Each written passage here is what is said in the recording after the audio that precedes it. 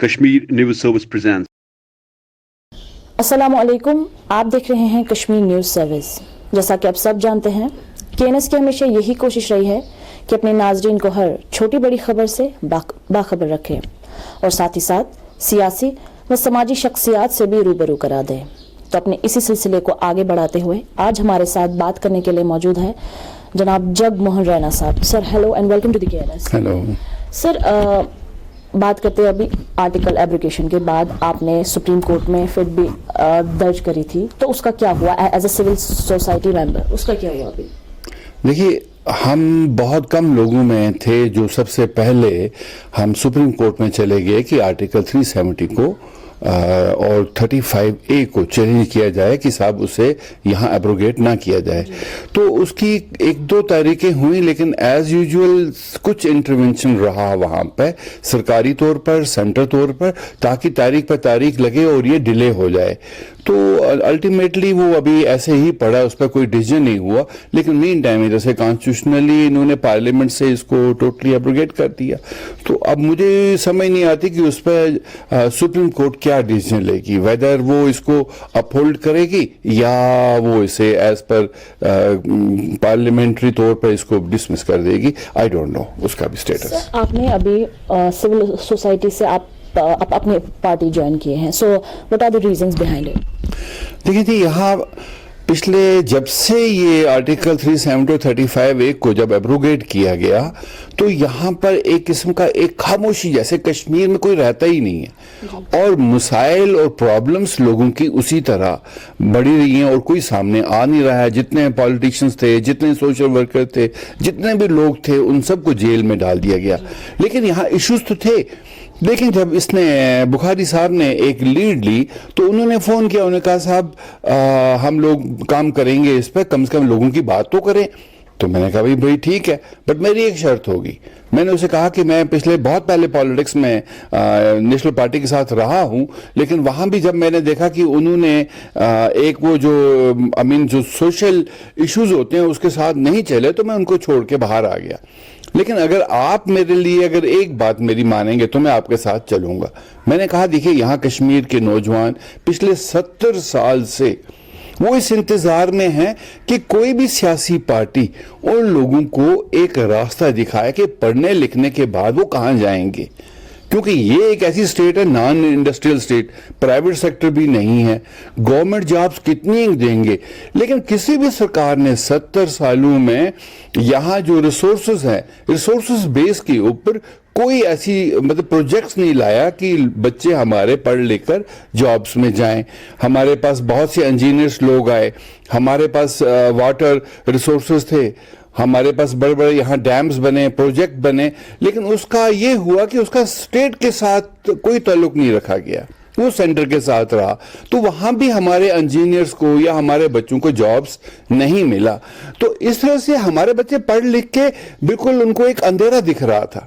तो मैंने बुखारी साहब से एक ही बात कही, मैं कहा साहब मेरे पास तो बहुत एक एक्सपीरियंस है जिंदगी का, 50 साल का इस कश्मीर में, तो अगर आप इकोनॉमिकल तौर पर यहाँ के नौजवान को कोई रास्ता दिखाना चाहेंगे तो मैं आपके साथ आऊंगा। अगर आप वो चीज को लेके नहीं चलेंगे तो मैं वापस लौट जाऊंगा। तो मेरा मुद्दा यही था कि बुखारी साहब खुद भी एक पॉलिटिशियन नहीं है, मैं तो उनको एज बिजनेसमैन ही समझता हूं, तो वो इकॉनमी को समझते हैं। तो मैं इस चीज के लिए साथ जुड़ा कि हम कश्मीर में जो इकॉनमी है यहाँ की, उसको किस तरीके से एस्टैब्लिश करें और नौजवानों को एक ऐसा रास्ता दें ताकि वो लोग पढ़ लिख के उनको लगे कि हमने यहाँ जाना है, ये काम करना है, ना कि ये वो लोग उनको अंधेरा दिखे। तो उस चीज के लिए मैंने ज्वाइन किया और मेरे पास बहुत से ऐसे आइडियाज रहे हैं कि हमारे पास टूरिज्म सेक्टर को एक्सपांड करने के लिए बहुत से ऐसे हम डेवलप कर सकते हैं। न्यू टूरिस्ट रिजॉर्ट वो हम इन नौजवान बच्चों को दे सकते हैं, उसमें जोड़ सकते हैं। फिशरीज हमारे पास एक बहुत बड़ा सेक्टर है, वो उसी तरह जिस तरह हमारा हार्टिकल्चर, फ्रूट इंडस्ट्री हमारी मशहूर है या हैंडीक्राफ्ट मशहूर है, हम उसमें भी बहुत से लोगों को साथ लेके उनको एक नया रास्ता जो है वो दे सकते हैं। पर हमारे पॉलिटिशियन ने 70 साल में कुछ नहीं किया। उन्होंने एक खोखले आर्टिकल 370 को बस यहाँ उसको लेके पब्लिक को एक्सप्लॉइट किया. नतीजा ये हुआ कि हमारे नौजवान जो हैं यहाँ उनका खून जो बहा, जिसके लिए मुझे बड़ा अफसोस है. Sir, if you talk about the abrogation जो 5 अगस्त को हुआ, उसके बाद वेदर दे आर माइनॉरिटी और मेजॉरिटी, तो जो भी है जम्मू कश्मीर वो सफ़र कर रहे हैं, तो उस हवाले से आपकी क्या राय है? नहीं, देखिए, यहाँ 30 साल से टर्मोइल चल रहा है और 30 साल में बहुत बार हुकूमतें नहीं रही, डायरेक्टली गवर्नर रूल रहे और चलता रहा.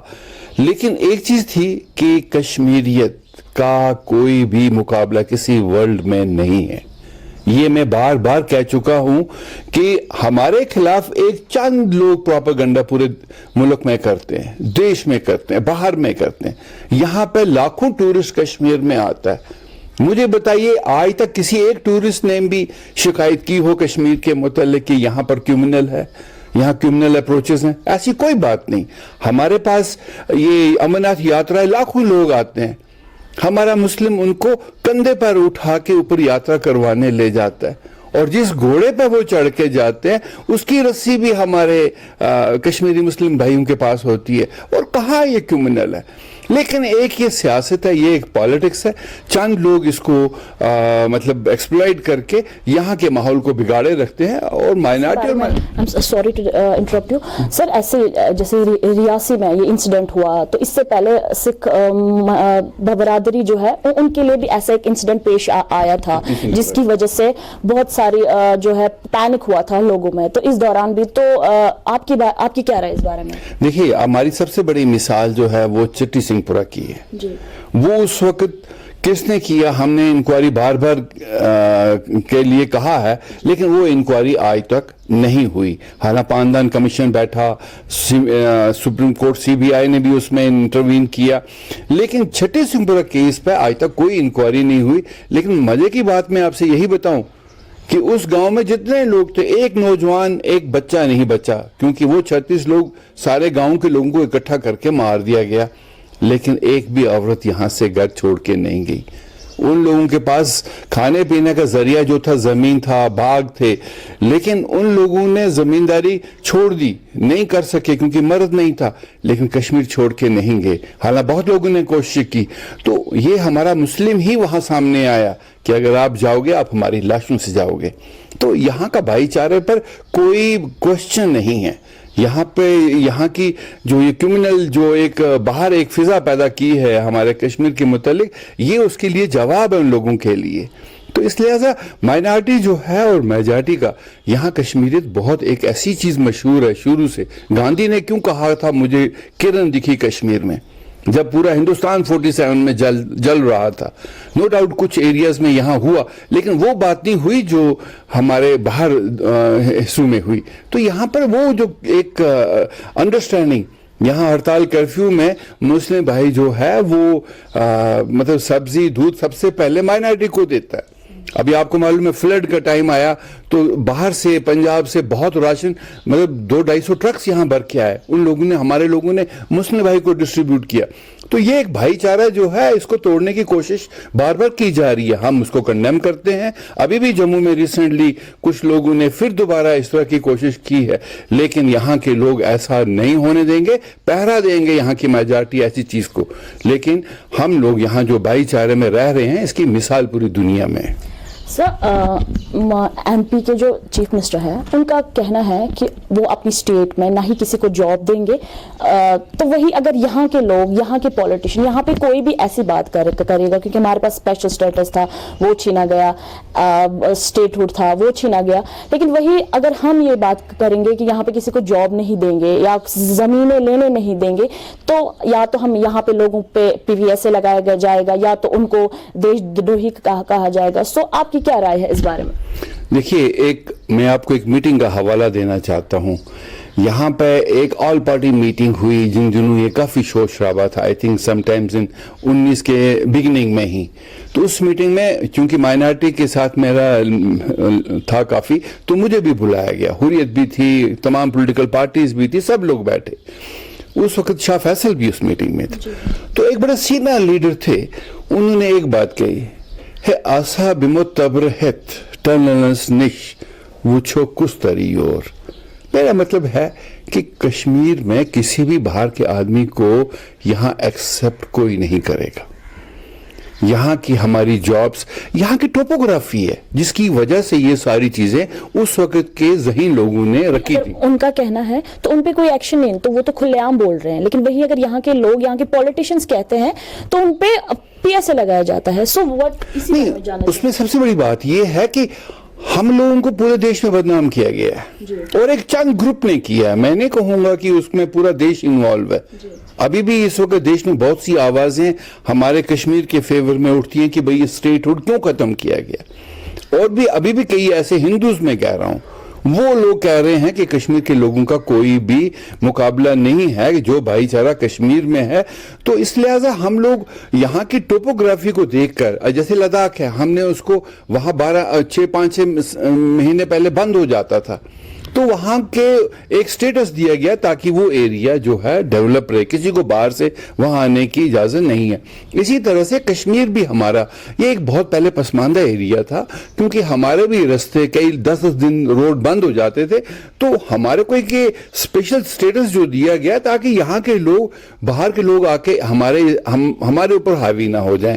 تو اس لیے کہا گیا تھا کہ بھئی یہ اپنی جابس یا ان کے اپنے کاروبار یا اپنے ان کے ہاؤسز, ان میں کوئی انٹرونشن باہر سے نہ ہو, کوئی آدمی باہر سے نہ آئے. تو اسی لیے یہ اس وقت ایک سوچ وچار سے, اور یہ نہیں کہ اس وقت خالی شیخ عبداللہ نے سوچا تھا, اس وقت جواہر لال نہرو جیسے لوگ تھے, سم ہندو لیڈرز تھے جنہوں نے ان چیزوں کو شروع سے, جن کا ایک مائنڈ بڑا اوپن تھا, جو بڑے سیکولر اپروچ رکھتے تھے.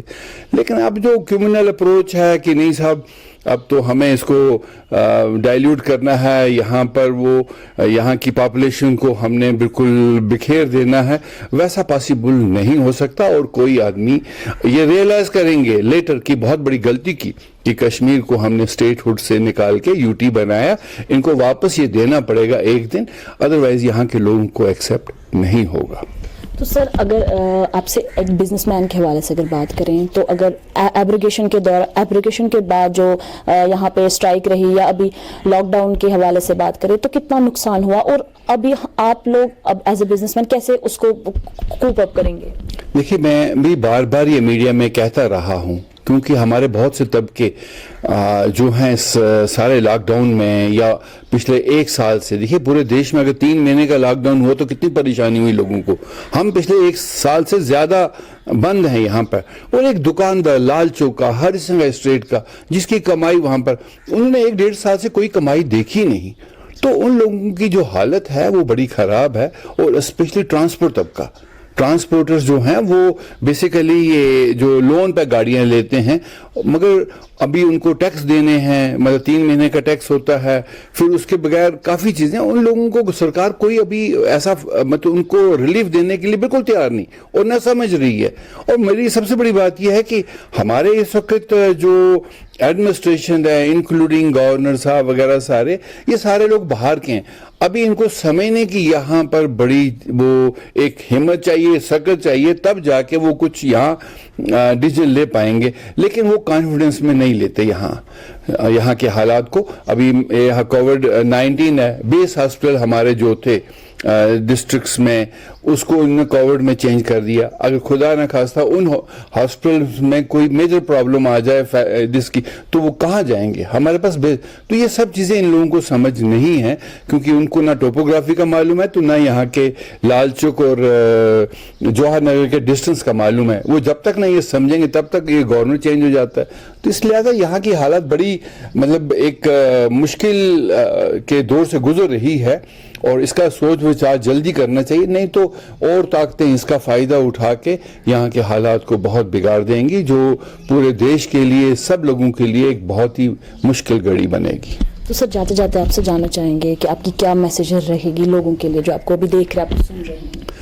میں اپنے تمام لوگوں سے یہی کہوں گا, خصوصاً جو نوجوان ہیں, کہ صاحب آپ گھر پہ نہیں بیٹھیے, آپ کسی نہ کسی کمائی میں کسی نہ کسی طریقے سے, اس طریقے سے تاکہ آپ کے گھر کے خرچے جو ہیں وہ چلیں, آپ اپنے ماں باپ کو سپورٹ کریں, چاہے وہ کیسے بھی ہو. آپ چھوٹے موٹے کام کریے, کوئی شرم نہیں کریے کہ اگر آپ پڑھے لکھے ہیں چھوٹا کام نہیں کر سکتے, لیکن آپ گھر سے نکلیے اور اکانومی کو پکڑنے کی کوشش کریے, ادروائز ہم لوگ دنیا کی ریس میں بہت پیچھے ہو جائیں گے. Thank you sir, thank you so much. तो ये थे हमारे साथ जगमोहन रैना साहब। मिलते हैं ऐसी और एक शख्सियत के साथ, अभी के लिए दीजिए इजाजत। आप देखते रहिए KNS, हर छोटी बड़ी खबर के लिए। Thanks for watching Kashmir News Service.